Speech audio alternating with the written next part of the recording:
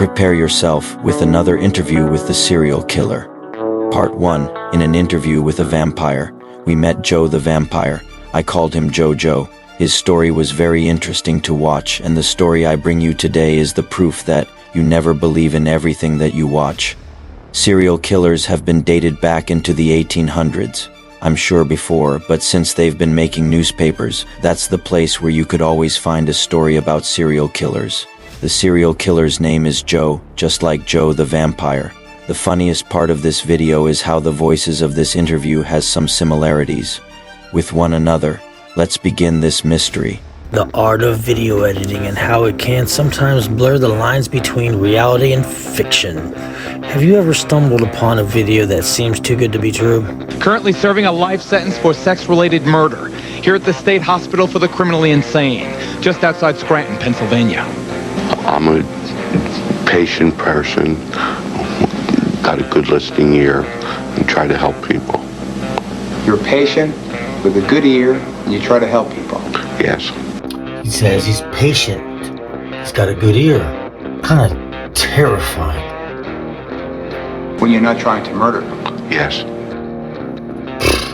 When Callenger's reign of terror ended, 3 were dead, including his 14-year-old son. In today's world, with the wonders of modern technology, it's actually not uncommon for such videos to be manipulated. You murdered your own son? Yes, I did. Why did you do that? He was a sacrifice. I was to murder 3 million people on planet Earth. And he was a sacrifice to see if I could murder one of my own. Sometimes it's vital to question what we see and what we hear, guys. At the end of murdering all the people on Earth, I was going to murder my own family and then take my own life and become God. You still feel like killing people? Yes. You know, I can't help but notice some similarities with the interviewer and him and his voice. Is it just me? Or my part 1 sounds a lot like part 2?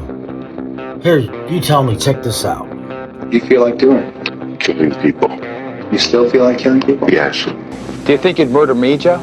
Yes. Think you'd murder me, Joe? Yes. That's gruesome, Joe. That's horrible. Yes, it is.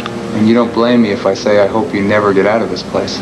I hope I never do either. You don't blame me if I say I hope you never get out of this place. I hope I never do either. So remember, folks, don't always believe what you see on the internet. Stay sharp and always question the authenticity of what you encounter online. And before you go, here's a sneak peek of part 2 of Interview with the Serial Killer. What's to come next? Was apparently little Kimberly Leach, 12 years of age. I think the public outcry is greater there because an innocent child was taken from a playground. What did you feel after that? Were there the normal emotions 3 days later? Where were you, Ted? I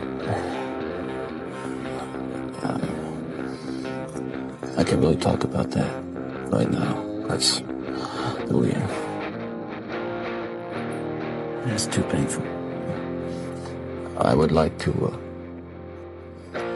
able to convey to you what that